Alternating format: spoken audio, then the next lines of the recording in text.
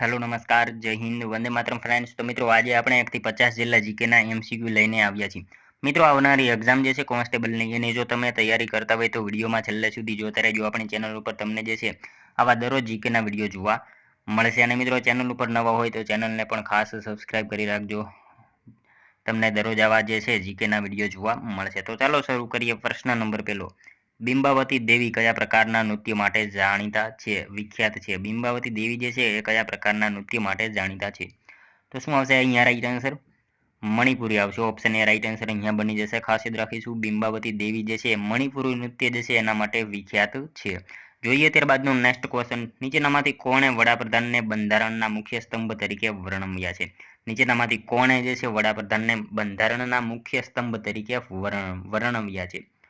તો કોણ આવશે? આઇવર જેનિંગ્સ જે છે એમણે વડાપ્રધાનને મુખ્ય સ્તંભ તરીકે જે છે વર્ણવ્યા છે બંધારણના મુખ્ય સ્તંભ તરીકે। ખાસ યાદ રાખજો। નેક્સ્ટ ક્વેશ્ચન જોઈએ ત્યારબાદનો, ગ્રામસભાના સભાસદ તરીકે કોને ઓળખવામાં આવે છે? ગ્રામસભાના સભાસદ તરીકે જે છે એ નીચેનામાંથી કોને ઓળખવામાં આવે છે? તો ગામની શું આવશે? મતદાર યાદીમાં સમાવિષ્ટ લોકો હોય એમને ગ્રામસભાના સભાસદ તરીકે ઓળખવામાં આવે છે। ઓપ્શન બી અહીંયા આપણો રાઈટ આન્સર બની જશે। ખાસ યાદ રાખજો। મિત્રો તમે વિડીયોમાં છેલ્લે સુધી જોતા રહેજો। આપણે છેલ્લે લાસ્ટમાં એક 51મો ક્વેશ્ચન રાખેલો છે જેનો આન્સર તમારે કોમેન્ટમાં જણાવવાનો રહેશે। તો વિડીયોમાં તમે છેલ્લે સુધી જોતા રહેજો। જોઈએ ત્યારબાદનું નેક્સ્ટ ક્વેશ્ચન, નીચેના હડપ્પા સ્થળોમાંથી કયું એક સ્થળ ગુજરાતમાં નથી? નીચેના હડપ્પા સ્થળોમાંથી કયું એક સ્થળ જે છે એ ગુજરાતમાં આવેલું નથી? તો કયું આવશે રાઈટ આન્સર? સુતકાગનડોર જે છે ઓપ્શન સી રાઈટ આન્સર બની જશે। સુતકાગનડોર એ સ્થળ જે છે એ મિત્રો આપણા ગુજરાતમાં આવેલું નથી। ક્યાં આવેલું છે? પાકિસ્તાનમાં આવેલું છે। અહીંયા સુરકોટડા, રંગપુર, દેસલપુર આ ત્રણેય ગુજરાતના છે। આ સુતકાગનડોર જે છે એ પાકિસ્તાનમાં હાલ આવેલું છે। ખાસ યાદ રાખીશું। નેક્સ્ટ ક્વેશ્ચન જોઈએ ત્યારબાદનો, નીલગિરી જૈવ આરક્ષિત ક્ષેત્રની બાબતમાં સાચા વિધાનો જણાવો। મિત્રો અહીંયા વિધાનો આપેલા છે નીલગિરી જૈવ આરક્ષિત ક્ષેત્રની બાબતમાં। તો જોઈએ આપણે, તે ભારતનું સૌપ્રથમ જૈવ મંડળ આરક્ષિત ક્ષેત્ર છે। તેની સ્થાપના 1986માં થઈ હતી। મિત્રો અહીંયા આપેલા બંને વિધાનો આપણા સાચા બની જશે। ઓપ્શન સી રાઈટ આન્સર બની જશે। એ અને બી બંને સાચા છે। તે ભારતનું પ્રથમ જૈવ મંડળ આરક્ષિત ક્ષેત્ર છે। નીલગિરી જૈવ આરક્ષિત ક્ષેત્ર જે છે એ ભારતનું પ્રથમ જૈવ મંડળ આરક્ષિત ક્ષેત્ર છે અને એની સ્થાપના જે છે 1986માં થઈ હતી। બંને વિધાનો સાચા છે। મિત્રો તે વિસ્તારનું જે છે કુલ ભૌગોલિક ક્ષેત્રફળ 5520 ચોરસ કિલોમીટર જે છે ધરાવે છે અને અહીંયા જે છે સંકટના આરે આવેલી બે પ્રાણી જાતિઓ જોવા મળે છે, નીલગિરી તાહાર અને સિંહ જેવી પૂંછડી ધરાવતા વાંદરાઓની સૌથી વધારે સંખ્યા અહીંયા જોવા મળે છે। ખાસ યાદ રાખજો। મિત્રો તમને વિડીયો ગમતો હોય તો એક લાઇક કરજો। અમે તમારી પાસે માત્ર એક લાઇકની આશા રાખીએ છીએ, તો એક લાઇક તમે જરૂર કરી દેજો। જોઈએ ત્યારબાદનું નેક્સ્ટ ક્વેશ્ચન, માતૃ વાવ કયા જિલ્લામાં આવેલી છે? માતૃ વાવ એ નીચેનામાંથી કયા જિલ્લામાં આવેલી છે? તો શું આવશે? સુરેન્દ્રનગર જિલ્લામાં આવશે। ઓપ્શન બી રાઈટ આન્સર અહીંયા બની જશે। માતૃ વાવ જે છે એ ક્યાં? તો સુરેન્દ્રનગર જિલ્લામાં આવેલી છે। ત્યારબાદનો ક્વેશ્ચન જોઈએ, મૂળ બંધારણમાં કુલ કેટલી અનુસૂચિઓ હતી? મૂળ બંધારણમાં જે છે કુલ કેટલી અનુસૂચિઓ હતી? તો કેટલી આવશે? 8 આવશે। ઓપ્શન બી રાઈટ આન્સર અહીંયા બની જશે। મૂળ બંધારણમાં જે છે કુલ કેટલી? તો 8 અનુસૂચિઓ હતી। નેક્સ્ટ ક્વેશ્ચન જોઈએ ત્યારબાદનો, બંધારણના કયા ભાગમાં મૂળભૂત ફરજોનો ઉલ્લેખ છે? બંધારણના કયા ભાગમાં જે છે મૂળભૂત ફરજોનો ઉલ્લેખ છે? તો ભાગ 4 જે છે એમાં મૂળભૂત ફરજોનો ઉલ્લેખ કરવામાં આવેલો છે। બંધારણના ભાગ 4 જે છે એમાં મૂળભૂત ફરજોનો ઉલ્લેખ જે છે એ કરવામાં આવેલો છે। નેક્સ્ટ ક્વેશ્ચન જોઈએ ત્યારબાદનો, ભારતનું રાષ્ટ્રીય ચિહ્ન શામાંથી લેવામાં આવ્યું છે? ભારતનું રાષ્ટ્રીય ચિહ્ન જે છે એ શેમાંથી લેવામાં આવેલું છે?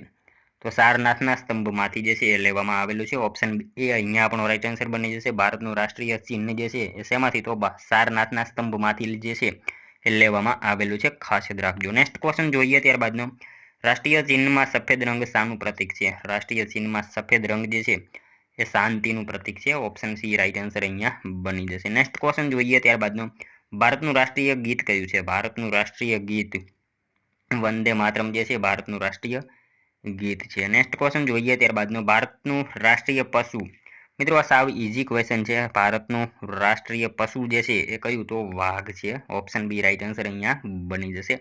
નેક્સ્ટ ક્વેશ્ચન જોઈએ ત્યારબાદનો, વિશ્વમાં સૌ પ્રથમ લેખિત બંધારણ કયા દેશ દ્વારા બનાવવામાં આવ્યું હતું? વિશ્વમાં સૌપ્રથમ લેખિત બંધારણ જે છે એ કયા દેશ દ્વારા બનાવવામાં આવેલું હતું?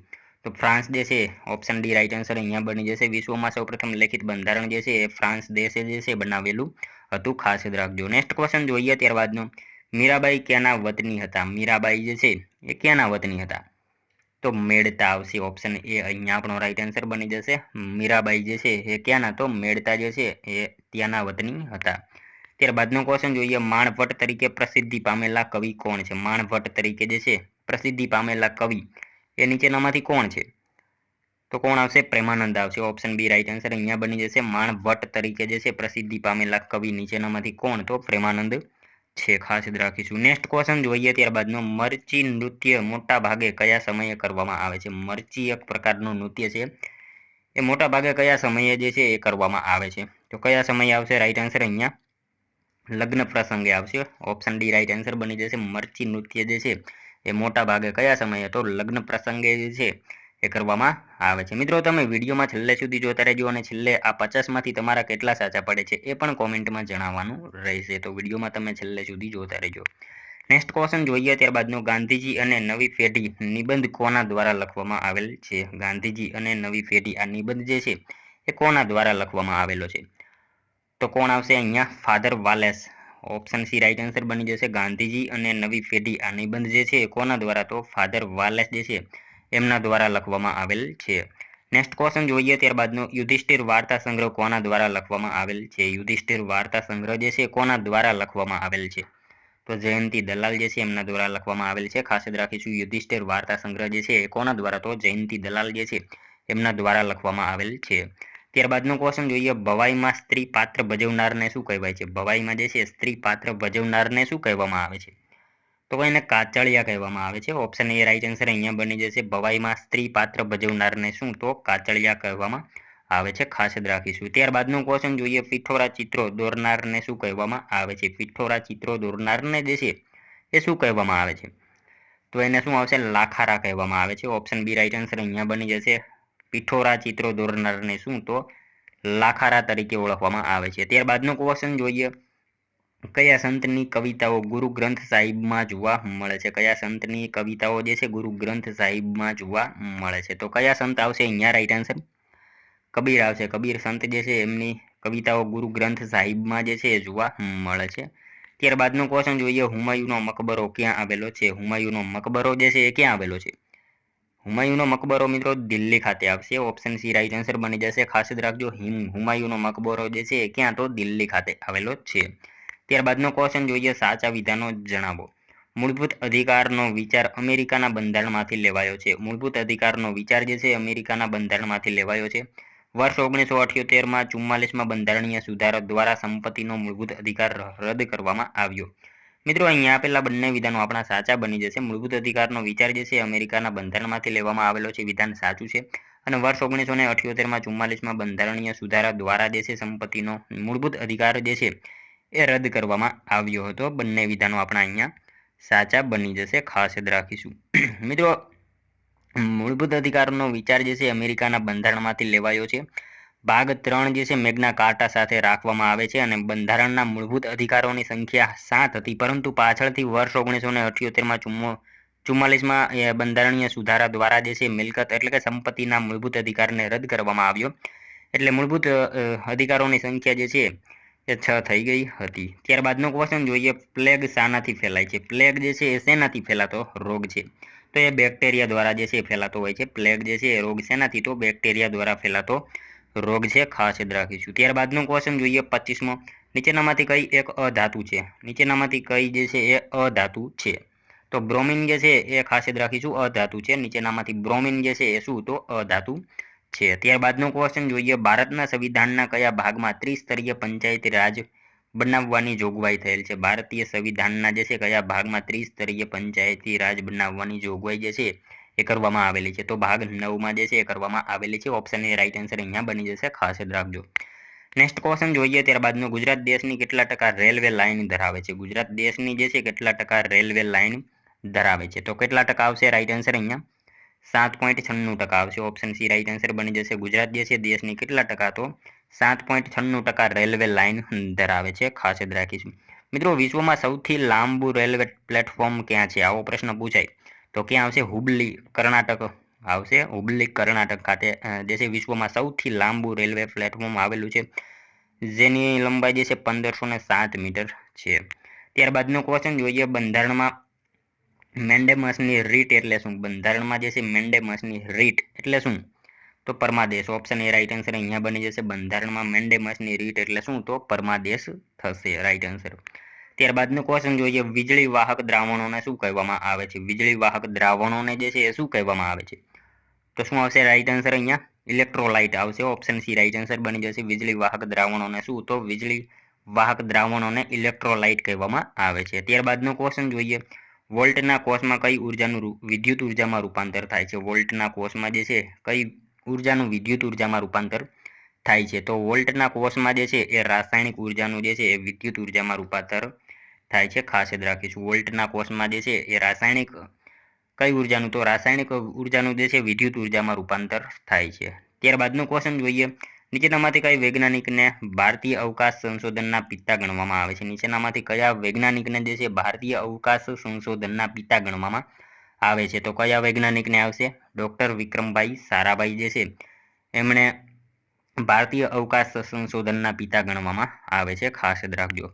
ત્યારબાદનો ક્વેશ્ચન જોઈએ, ભુજ તાલુકો કયા જિલ્લામાં આવેલો છે? મિત્રો સાવ ઈઝી ક્વેશ્ચન છે. ભુજ તાલુકો જે છે એ કચ્છ જિલ્લામાં આવેલો છે. ખાસ યાદ રાખજો. ભુજ તાલુકો જે છે એ ક્યાં? તો કચ્છ જિલ્લામાં આવેલો છે.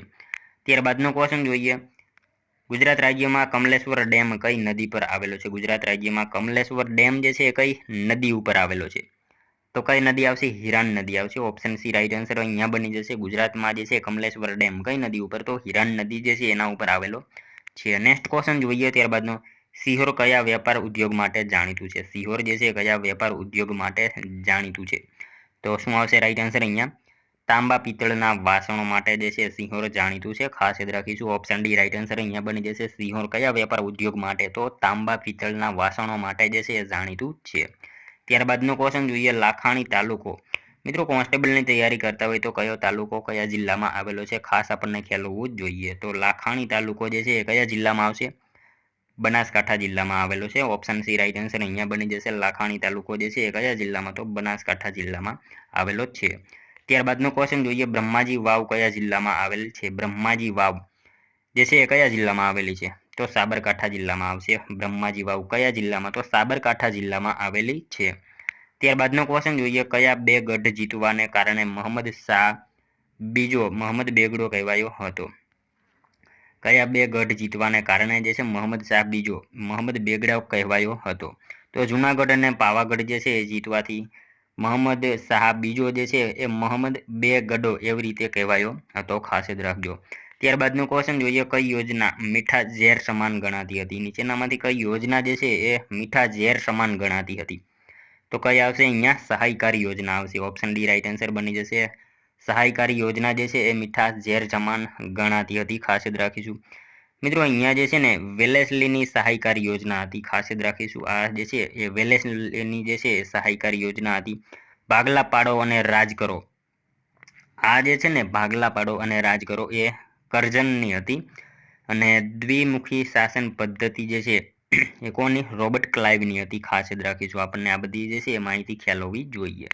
ત્યારબાદનો ક્વેશ્ચન જોઈએ, કોમનવેલ્થ ગેમ્સમાં કયા દેશો ભાગ લઈ શકે છે? કોમનવેલ્થ ગેમ્સમાં જે છે એ કયા દેશો ભાગ લઈ શકે? તો બ્રિટિશ સામ્રાજ્ય હેઠળના દેશો હોય એ એમાં ભાગ લઈ શકતા હોય છે. ખાસ યાદ રાખીશું. ત્યારબાદનો ક્વેશ્ચન જોઈએ, 40મો, ભારતના બંધારણમાં કલ્યાણકારી રાજ્યનો આદર્શ શામાં સ્થાપિત છે? ભારતના બંધારણમાં કલ્યાણકારી રાજ્યનો આદર્શ જે છે શેમાં સ્થાપિત કરવામાં આવેલો છે? તો શું આવશે રાઈટ આન્સર અહીંયા? રાજ્યનીતિના માર્ગ નિર્દેશક તત્વ. ઓપ્શન એ રાઈટ આન્સર અહીંયા બની જશે. ભારતના બંધારણમાં કલ્યાણકારી રાજ્યનો આદર્શ શેમાં? તો રાજ્યના જે છે નીતિ નિર્દેશક તત્વોમાં સમાવિષ્ટ છે. ત્યારબાદનો ક્વેશ્ચન જોઈએ, રુધિરમાં વધારે પડતી યુરિયાની હાજરીથી કયો રોગ થાય છે? રુધિરમાં વધારે પડતી યુરિયાની હાજરીથી જે છે કયો રોગ થાય છે? તો કયો રોગ આવશે રાઈટ આન્સર અહીંયા? યુરેમિયા આવશે. યુરેમિયા નામનો જે છે એ રોગ થતો હોય છે. રુધિરમાં વધારે પડતી યુરિયાની હાજરીથી કયો? તો યુરેમિયા નામનો રોગ થતો હોય છે. ત્યારબાદનો ક્વેશ્ચન જોઈએ, જ્યોતિ તીવ્રતાનો એસઆઈ એકમ જણાવો. જ્યોતિ તીવ્રતાનો એસઆઈ એકમ જે છે એ જણાવો. તો candela. Option C right answer અહીંયા બની જશે. જ્યોતિ તીવ્રતાનો એસઆઈ એકમ કયો? તો કેન્ડેલા છે. નેક્સ્ટ ક્વેશ્ચન જોઈએ ત્યારબાદનો, ગુજરાતમાં કઈ પ્રજા દ્વારા લાકડાના દેવી દેવીઓને પૂજા કરવાની પરંપરા લાવવામાં આવી? ગુજરાતમાં કઈ પ્રજા દ્વારા જે છે એ લાકડાના દેવી દેવતાઓને જે છે પૂજા કરવાની પરંપરા લાવવામાં આવી હતી? તો ગ્રીક પ્રજા દ્વારા જે છે એ પ્રજા દ્વારા આ પરંપરા જે છે એ લાવવામાં આવેલી હતી, ખાસ યાદ રાખીશું. ત્યારબાદનો ક્વેશ્ચન જોઈએ, ભારતમાં સત્તાનું વિકેન્દ્રીકરણ સૌપ્રથમ કોણે કર્યું હતું? ભારતમાં સત્તાનું વિકેન્દ્રીકરણ સૌપ્રથમ જે છે એ કોણે કર્યું? તો કોણે આવશે રાઈટ આન્સર અહીંયા? રાજીવ ગાંધીએ કરેલું હતું, ખાસ યાદ રાખીશું. ભારતમાં સત્તાનું વિકેન્દ્રીકરણ સૌપ્રથમ કોણે? તો રાજીવ ગાંધીએ કરેલું હતું. રાજીવ ગાંધીની જો આપણે મિત્રો વાત કરીએ તો રાજીવ ગાંધીનો જન્મદિવસ જે છે 20 ઓગસ્ટના રોજ, જેને આપણે સદભાવના દિવસ તરીકે પણ મનાવીએ છીએ, એમનો જન્મદિવસ 20 ઓગસ્ટ જે છે ખાસ યાદ રાખીશું. અને મિત્રો એમનું નિધન દિવસ જે છે 21 મે આતંકવાદ વિરોધી દિવસ તરીકે આપણે મનાવીએ છીએ, ખાસ યાદ રાખીશું. નેક્સ્ટ ક્વેશ્ચન જોઈએ, ત્યારબાદનો લોકનૃત્ય કયા સમૂહને શું કહે છે? લોકનૃત્ય કરતા સમૂહને જે છે શું કહેવામાં આવે છે? લોકનૃત્ય કરતા સમૂહ હોય એને શું કહેવામાં આવે? લોક નર્તકો કહેવામાં આવે છે, એને ખાસ યાદ રાખીશું. ત્યારબાદનો ક્વેશ્ચન જોઈએ, ગુજરાત પંચાયત અધિનિયમ 1993 ક્યારે અમલમાં આવ્યો હતો? ગુજરાત પંચાયત અધિનિયમ 1993 જે છે ક્યારે અમલમાં આવ્યો? તો ક્યારે આવશે રાઈટ આન્સર અહીંયા? 15 એપ્રિલ 1994 જે છે અમલમાં આવ્યો હતો ગુજરાત પંચાયત અધિનિયમ 1993. ક્યારે? તો 15 એપ્રિલ 1994 અમલમાં આવેલો હતો. નેક્સ્ટ ક્વેશ્ચન જોઈએ, ત્યારબાદનો લોથલમાંથી મળી આવેલ અવશેષોમાંથી કયું સંલગ્ન નથી? લોથલમાંથી મળી આવેલા અવશેષો એમાંથી કયું સંલગ્ન નથી? તો શું આવશે રાઈટ આન્સર અહીંયા? જોઈએ આપણે કૃત્રિમ ધક્કો, ટેરાકોટાનું રમકડું, માટીના રમકડા, હાથી દાંતના કાંસકા. તો શું આવશે અહીંયા? માટીના રમકડા જે છે ને એ અહીંયા સંલગ્ન નથી, ખાસ યાદ રાખીશું. આ ત્રણેય જે છે ત્યાંથી મળી આવ્યા હતા. નેક્સ્ટ ક્વેશ્ચન જોઈએ, ત્યારબાદનો અલગારી કવિ ઉપનામ નીચેનામાંથી કોનું છે? અલગારી કવિ આ ઉપનામ જે છે નીચેનામાંથી કોનું છે? તો મકરંદ દવેનું છે, ખાસ યાદ રાખીશું મિત્રો. અલગારી કવિ ઉપનામ જે છે એ કોનું? તો મકરંદ દવેનું આ ઉપનામ છે. મિત્રો એમની વાત કરીએ તો મકરંદ દવેએ જે છે કુમાર અને જય હિન્દ દૈનિકમાં સેવા આપી છે, ખાસ યાદ રાખીશું. અને ઈસવીસન 1984માં જે છે વલસાડ જિલ્લામાં નંદીગ્રામની સ્થાપના કરી હતી મકરંદ દવેએ, ખાસ યાદ રાખીશું આપણે એમના વિશે આ બાબત. નેક્સ્ટ ક્વેશ્ચન જોઈએ, ત્યારબાદનો કવિ ઇન્દુલાલ ગાંધીનો પ્રખ્યાત કાવ્ય સંગ્રહ જણાવો. કવિ ઇન્દુલાલ ગાંધીનો પ્રખ્યાત કાવ્ય સંગ્રહ જે છે એ કયો છે? તો તેજ રેખા જે છે એ ખાસ યાદ રાખીશું. કવિ ઇન્દુલાલ ગાંધીનો પ્રખ્યાત કાવ્ય સંગ્રહ છે. નેક્સ્ટ ક્વેશ્ચન જોઈએ, ત્યારબાદનો 50મો, ભૂકંપનું ઉદ્ગમ બિંદુ કયા નામથી ઓળખાય છે? ભૂકંપનું ઉદ્ગમ બિંદુ જે છે કયા નામથી ઓળખાય છે? તો કયા નામથી આવશે અહીંયા રાઈટ આન્સર? અધિકેન્દ્રના નામથી ઓળખાય છે. ભૂકંપનું ઉદ્ગમ બિંદુ કયા નામથી? તો અધિકેન્દ્રના નામથી ઓળખાય છે. જોઈએ મિત્રો ત્યારબાદનો લાસ્ટ 51મો ક્વેશ્ચન, જેનો આન્સર જે છે તમારે કોમેન્ટમાં જણાવવાનો રહેશે. કાળિયાર માટેનું રાષ્ટ્રીય પાર્ક વેળાવદર કયા જિલ્લામાં આવેલું છે? મિત્રો સાવ ઇઝી ક્વેશ્ચન છે. કાળિયાર માટેનું રાષ્ટ્રીય પાર્ક વેળાવદર કયા જિલ્લામાં આવેલું છે? અહીંયા તમને ઓપ્શન આપેલા છે, એમાંથી કોમેન્ટમાં આ આન્સર એક જણાવવાનો રહેશે. સાથે સાથે મિત્રો 50માંથી તમારા કેટલા સાચા પડ્યા એ પણ કોમેન્ટમાં જણાવવાનું રહેશે. અને મિત્રો આપણી ચેનલ ઉપર જો તમે નવા હોય તો ચેનલને ખાસ સબસ્ક્રાઈબ કરી રાખજો. દરરોજ આપણી ચેનલ ઉપર તમને આવા જીકેના વિડીયો જોવા મળશે. તો મળશું હવે કાલે બીજા વિડીયોમાં. ત્યાં સુધી જય હિન્દ, વંદે માતરમ.